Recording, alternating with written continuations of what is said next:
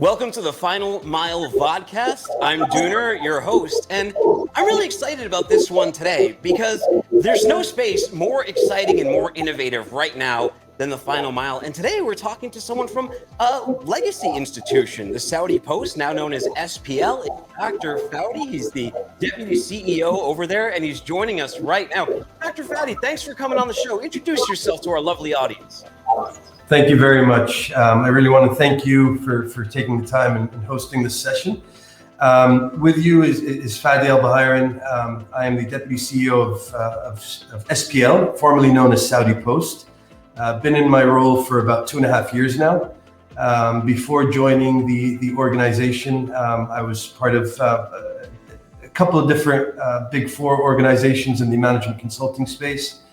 Worked across many different industries, primarily healthcare, before moving into logistics. And I was primarily focused on technology and digital as well. So variety of different spaces and domains I've been in, but I'm really happy that I joined the organization 2.5 years ago.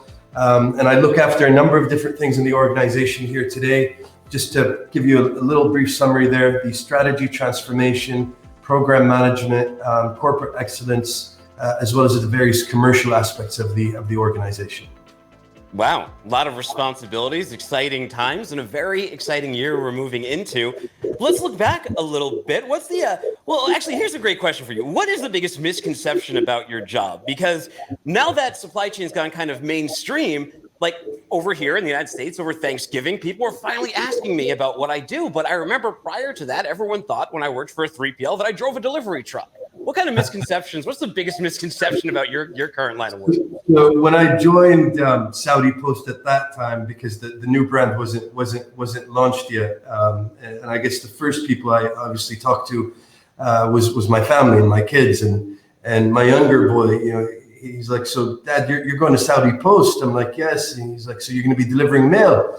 I'm like, "Well, yes, we will be delivering mail, but I will personally not be doing that." But you know, that whole notion of if it's a post office, you deliver mail, you're a postman, you're a mailman, that's really what you do. I think the world has changed over the past 10, 15, 20 years. And the reality of it is do we deliver mail? Yes, we do. But you know, how much of that constitutes our overall business? It's obviously a portion of that, and it's shrinking with time as we're expanding and getting into new service lines, expanding in our digital space as well and our digital services. So, but that is the common misconception. And, you know, I'm actually very proud of it because at the end of the day, you know, whether I am a mailman or not, the fact is my organization does have last mile professionals that do deliver mail and deliver other things as well.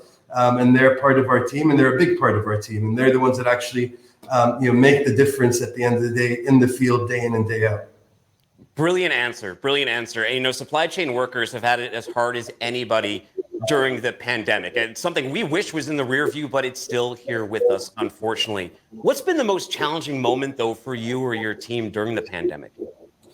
So I think the most challenging part was the adaptation, right? Adapting to the new norm and going about business, changing your business model of the way you work, moving into remote working, at least for the administrators. But I think the most challenging part for me was really our concern for our staff and our frontliners. Because, you know, as an administrator, I have the privilege of being able to comfortably work remotely in isolation and you know, minimizing the risk of exposure. But the reality of it is when you're you know, at the leadership and at the helm of an organization that, you know, at that point in time, we had about 9,000 staff, which a big portion of them are actually in the sortation centers, in the retail offices, delivering from a last mile perspective. That was our biggest concern, which is how can we still go about our business and ensure the safety and wellness and health of our staff.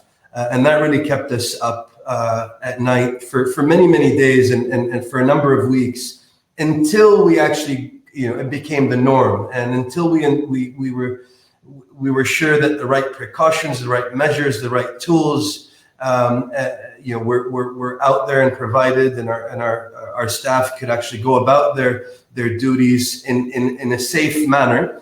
that's when we started calming down. So that was one of the major concerns as a leader in this organization. It kept us up, and we were nervous and anxious for a period of time.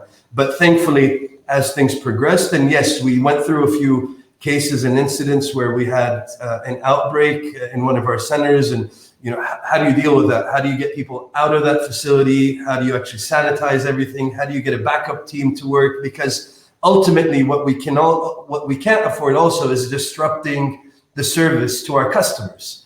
And we're still a public provider because we're still a government-run organization. So, how do we ensure that we're balancing between the safety and well-being of our staff, but also ensuring the experience and the service and getting things out to our customers and beneficiaries on time? And that was a balance that we had to manage. Were there delays? Yes, there were. Did we overcome those challenges and those delays? We absolutely did. Did we go the extra mile to actually put on our public service hat and say, what else can we do? And what fair share can we play as a public service provider in this whole pandemic? And one good example of that was we quickly jumped into an opportunity to say, how can we help the Ministry of Health to actually deliver medications and prescription medications to beneficiaries at their doorstep so we can minimize their public health exposure and not need them to come to hospitals just to pick up meds and minimize that risk of the touch point and exposure to COVID. So that was the balance we took, but here we are 2 years later, and it's become part of our lives. And thankfully, but surely we have achieved a lot, and it's become business as usual to us to some extent. The business continuity teams, our risk management teams, our pandemic response teams are running day in, day out, and it's just become a part of our day-to-day business. Yeah, and I think anyone in this space that's hearing that is like, I know exactly what he is talking about here. It's been a challenging time, and in challenges, I personally often look to inspiration. Over the past 2 years, you've had to be this guiding light through the pandemic. Who's been your biggest inspiration in your life? So my biggest inspiration, I can't really single it down to one individual. I think different phases of my life have been inspired by different individuals, but I think the biggest inspiration I've had in my life, at least through my childhood, my teenagehood, and then my early adulthood, truly has been my father. And just his life, his experience, what he's been through, the ups and downs and the roller coasters he's been on has truly kept me to remain steadfast, resilient, focused, and always looking at the long-term aspect rather than the short-term and medium-term aspect. So he's been an inspiration to me when it comes to my strategic thinking and my long-term thinking. But there are many other members, whether family members, close colleagues, friends, as well as various leaders and figureheads in the global community as well as the local community. So, I can't really say there's been one person that has really helped me out. It's been my different stages in my life, the different experiences that I've been through, the different challenges I've sort of taken on and overcome. And I always look for inspiration as it relates to the specific topic at hand or the phase in life that I'm going through. Great answer. Love to hear it. And we always look to family. I know you mentioned a son earlier. For me, it's my father and my sons as well. Kind of a later stage inspiration, that thing that pushes you forward to the next level. My sons, they love to order things online, and they love the delivery aspect of it. They've even been trained when we go into a store and they see a toy on the shelf, it's cheaper online. They know they just have to wait a couple days for it to arrive. But this space, if you've been paying attention, has been radically changing. And it's going to change even more over the next 5 years. But what's it going to look like? Where are we 5 years from now? It's hard to say where we will be, but I mean, most definitely the consumers' expectations have just skyrocketed over the past 2 years.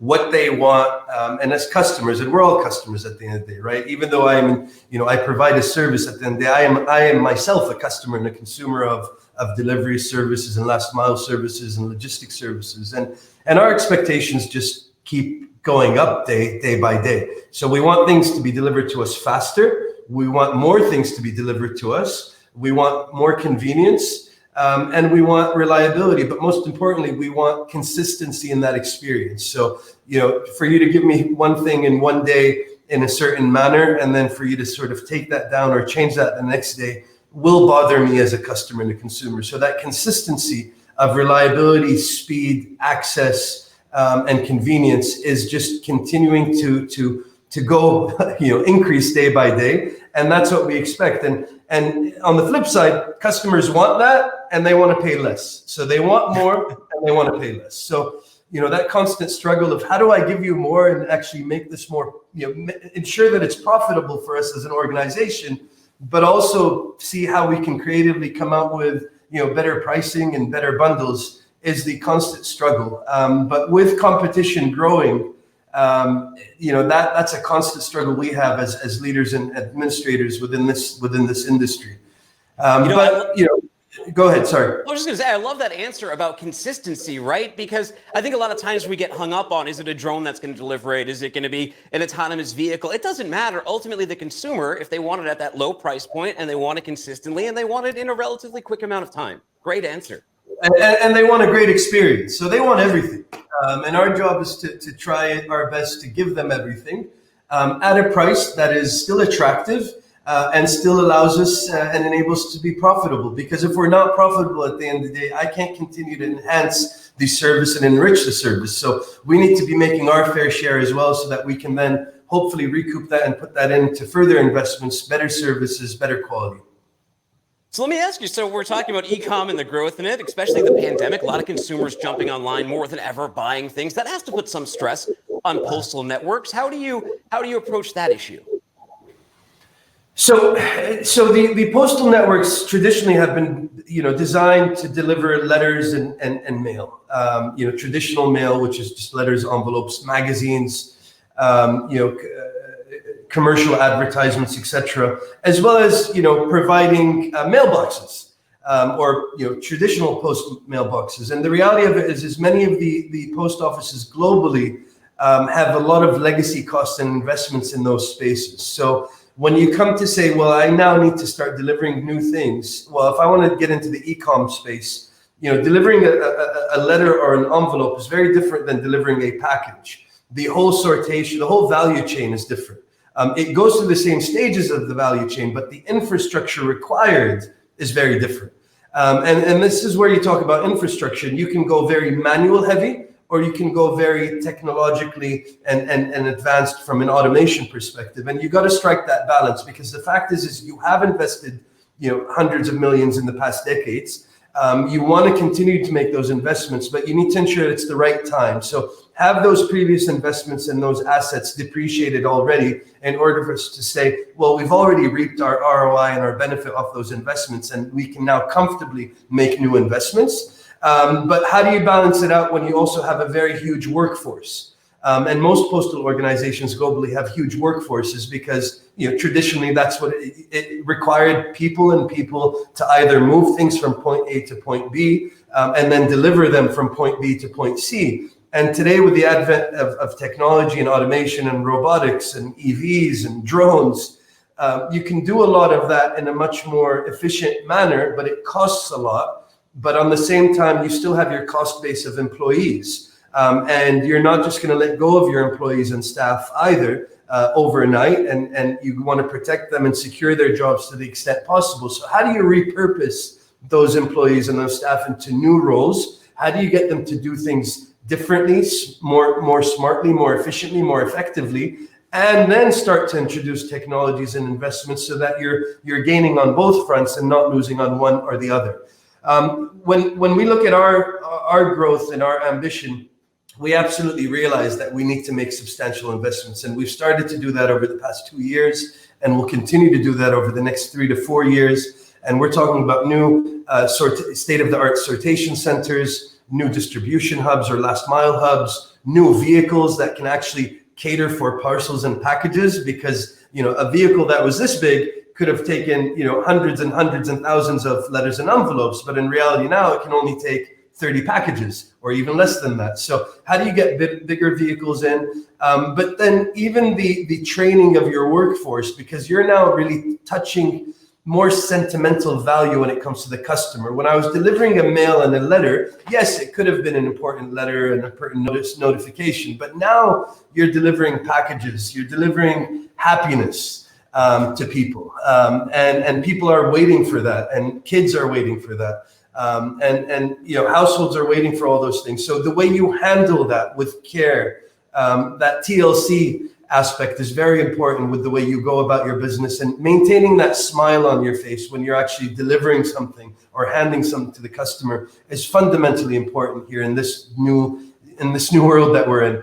But I think going back to what earlier you asked me about inspiration as well, and I didn't touch on it, but as a population, as a kingdom, a huge segment of our population are individuals that are in the age group of 30 and below. And that's the youth. And that youth has its own expectations, but they're also extremely inspiring. And that's a source of inspiration I have as well when I look at our young generation and I look at the fast pace that they've been developing and growing and advancing. It's just something we're extremely proud of, and gives me a source of inspiration to say, what else can we do for them and what more can we give them and provide them?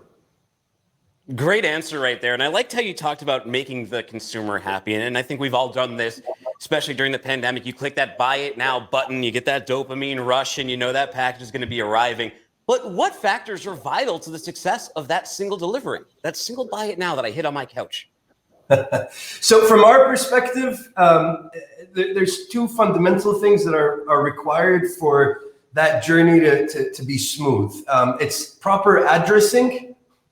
Because if I don't have your address and I don't know where to send this, then I'm going to go through a little bit of a puzzle to figure it out. And we still need to figure it out, because the last thing we want to do is to actually have something left in our premises without us knowing what we can do with it and where to deliver it to. So addressing, and it might sound a bit foreign to you, if you're living in a more developed country where addressing has existed for decades and decades, and it has existed for a good amount of time with us here. We just haven't used it. We haven't adopted it.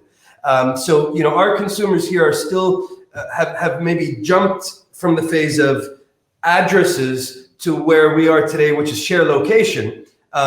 Using your phone, mobile, but sharing your location. I still need to get the package and then contact you and bother you and get that location from you. Whereas if I had the address, we could quickly deliver it. And what we did over the past few months here is we introduced a short address, which is a 8 alphanumeric key, 4 numbers, 4 characters, and that constitutes your address. So you don't need to memorize your full address anymore.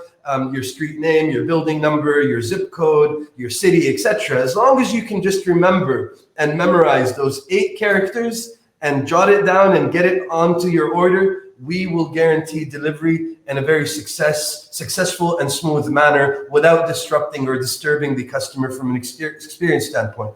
The other issue is the packaging. And as long as the e-commerce order is packaged properly, with care, has its right labels, if it's fragile, if it has liquids in it, etc., then we will know how to actually handle that with care and make sure it goes to the right channel and the right sortation mechanism and the right delivery mechanism. So as long as we can get those 2 items, covered well, then the rest of the job is really up to us to ensure that we are following our service levels, our timelines, our SLAs, and ensuring that quality and consistency and reliability is being offered. Speaking of reliability, automation is becoming ever increasingly important to that. What percentage of spend is going towards automation, and how are supply chain officials measuring the ROI from these big investments that they're making? Sure. So I think from where we stand today, I can comfortably say we spend about 16% of our total annual expenditure on technology. I suspect that will grow dramatically over the next 2 years because we are going through a transformation period. So there is an expectation that our CapEx investments on technology and digital will sort of spike up in the next 2 to 3 years. But once we actually come back to the norm and we've transformed and we've made those new investments, then we will probably come back to a 10, 12% annual expenditure on technology and digital. The reality of it is our business today is what we refer to as being in the phygital space, the connection between phygital and digital, because you're still ordering something and you're ordering it in a digital manner online, but you still got to get it physically delivered. And that's our role. And we're right at the intersection between both of those worlds. So we got to continue to invest and grow out the investments in automation required for the delivery side, but we also need to make investments on the digital side, because that's the reality of where it is. And if we want to compete, and if we want to remain to be, if we want to lead in this space and grow our market share in this space, we absolutely need to make those investments in the next couple of years. What's your take on drones? We're talking about tech here. Are you excited about, what's your take on the prospect of delivery via drone? So I am absolutely excited about it. And the reality of it is it will happen, whether we believe it or not. And we've already made some investments over the past 2 years as it relates to R&D in drones. So we've done our research. We've been piloting, prototyping with various other partners from both the public sector, the education sector, the private sector. We've done some tests. The testing works. I think the challenge with drones today is really more on the security aspect and ensuring that you have the proper systems and controls from an aviation. Because the reality of it is if you want to have drones flying out there in the sky, you need to have a traffic and control and aviation system that is just monitoring those drones. So that aspect of security and national security and the security and well-being of citizens and residents in the kingdom, I think is fundamentally the main challenge that we need to address and work on over the next few years, so that we can actually see the light. But when I look at some of our new developments in the kingdom, and if you're not familiar with our kingdom and Vision 2030, it's a big deal for us. We've been operating on that vision and going about implementation for the past 4 to 5 years, and we will continue to work on this until we get to year 2030. And the reality of it is part of Vision 2030, which is being spearheaded by His Royal Highness the Crown Prince Mohammed bin Salman. There are new cities that are being developed across the country. And if I just look at one of those cities, one of those regions, which is called Neom, in the northern western part of the kingdom, when you look at the plans of what Neom is going to be, and they've already started. So this is no longer just a dream. This is the reality, and we've already started executing and implementing and building these cities. The reality of it is those cities are going to, I can't even call them smart cities anymore, because I think it's a level beyond that. But I was sitting down with some colleagues that are working on some ventures there, and their ambition, which is going to be a reality, is they're not going to have vehicles. They're not going to have cars driving around. If there are any vehicles, they will definitely be EVs. They will be autonomous. There's going to be robots, and a lot of this we see in the movies today. The reality of it is, 5 years from now, a lot of that will be real. So we can either say, let's ride that wave and be a part of it and be at the forefront of it, or do we want to sit back and wait and then follow? And my attitude is absolutely, let's ride the wave and let's be a part of this impact and drive that change and be at the forefront of it. And if we can do this in these new cities, which is easier to do because you're really, your whole planning and urban planning, you're starting from scratch. So if you're taking all of these new technologies into mind from today and designing your cities and planning accordingly, it will be much easier to actually realize and see the light of, versus a city that has already been developed, that has not considered these advancements. But once you have that and you have a model and you show it and it's proven, it will be much more easier to replicate across other cities, whether be it in the kingdom or in the region or on a global level. Well, what's one word that comes to mind when you think about last mile delivery way in the future? Well, maybe not even that far in the future, in 2050. I mean, that's less than 30 years now. It's hard, but when we look at different technologies and we look at 3D printing, today you can print your shoes, right? Different suppliers and manufacturers have proven over the past 2 or 3 years that you can actually start to print your shoe. And so if you're looking at, small to medium sized consumer goods, will we actually be delivering those in 2050, or will the consumer be able to just print it at home? And rather than going through the whole value chain of delivery, it's just there, right? You make that order, you have a printer at home, and voila, it's there, it's produced, it's outputted. So, can you do that with cars? Probably not, unless you have a huge printer at home and you want to print a car out, and that's probably not feasible. But then again, you just never know, right? Technology advancement year on year just multiplies, as we know in Moore's law. Things advance faster and the cost depreciates. So as long as we're able to continue to advance that, continue to reduce costs, it just becomes more feasible and more realistic. But 2050 is so far out from now in terms of, you're talking about, approximately 29 years from now. And if you just look at the growth of technology and the exponential growth of technology and the exponential decrease of cost, it's a bit, there's a lot that's going to happen, my friend, between now and then. That's for sure. Well, supply chains are still about people. There's this future world where you may be printing everything. You're not going to need as many delivery people, but we're not in that world yet. How many delivery men do you have on board right now? So when I started 2.5 years ago, we had about 750, 800. And today we are north of 1,400. And the next 12 to 18 months, we will expand into about 2,800 in total. And those would be our own staff. However, based on seasonality, because e-commerce also has seasonalities, whether that's Black Fridays, whether it's the holiday season, etc. And during those seasons, you obviously get spikes, and you got to cater for those spikes. So that's where we rely on third-party outsourced or crowdsourcing channels to actually further grow our last mile capabilities so that we have the right workforce to cater for the seasonalities and growth and spikes. Wow. So to what extent by 2025 do you think that some of this technology will overcome manual process? So I think so. The technology is already there.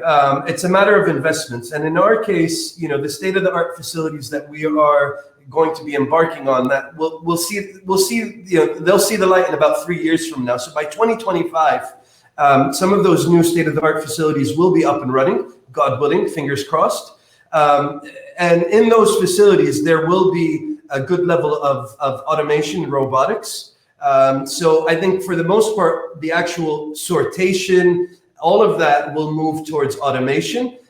You will still need manpower from an engineering, from a technology perspective, to actually still handle the goods and put them on the cross-belt sortation machines. But ultimately, your last mile and your retail side is where you'll still have a lot of workforce. But even on the retail side, with the advancement of self-service and kiosks and, do it yourself and prepare your shipment at home and just drop it off in the box, we're going to see a lot more of that as well.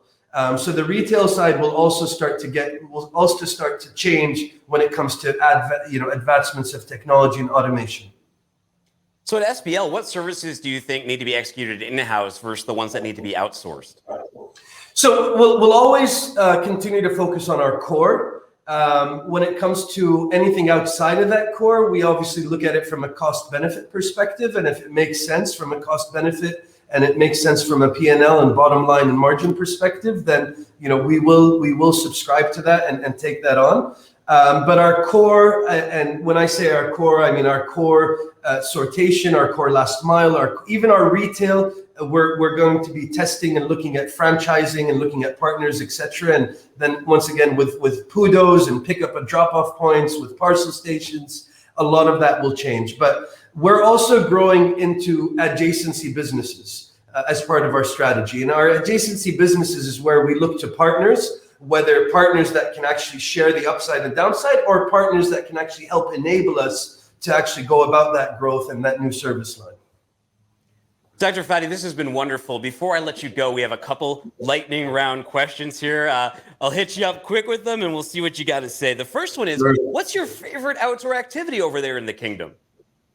So I used to ride motorbikes when I was younger. Still young, don't get me wrong, but when I was younger, I used to ride motorcycles and motorbikes. So Unfortunately, had a few accidents and got off a normal bike, a two-wheeler.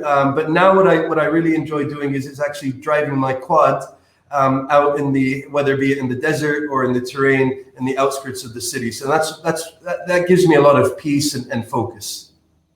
Life is a constant journey of learning. Who are you studying right now, or who do you look to?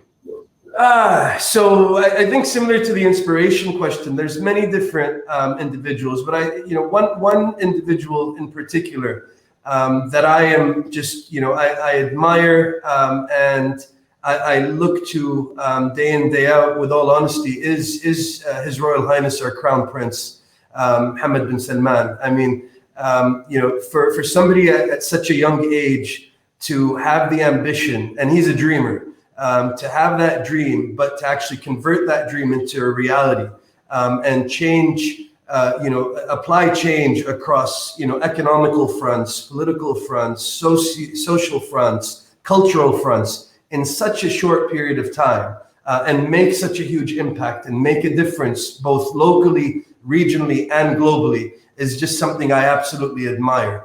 And it takes a lot of courage, it takes a lot of focus, it takes a lot of time. And I sit down and look at myself and say, I work 16 hours a day sometimes, 17 hours a day sometimes, and I'm only able to achieve this much, where this gentleman, this Crown Prince, has been able to do all of this in such a short period of time. Hats off to him, kudos to him. And there's a lot to learn there and a lot to sort of get inspired by as well. Well, if you're working 17 hours a day in supply chain, that isn't too atypical. So let me ask you, how many hours of sleep do you get a night? So on average, it's not more than 4 to 5 hours. So best case it's 5 hours. Worst case it can actually go down to 3 hours, 3.5 hours. But keep in mind, I was a management consultant before this role, and as a management consultant, with the various clients and pressures you get, you're in meetings at 2 a.m. and you have another meeting at 7 a.m. And between that time, you actually got to develop a new presentation. So good luck. Well, before I let you go, here's the last one. One word to describe your team. Resilient. I think resilient is the right word right now. With everything that we are going through and the change and the transformation, that is probably the term I would give my team. But there are many other adjectives and other words I can also coin.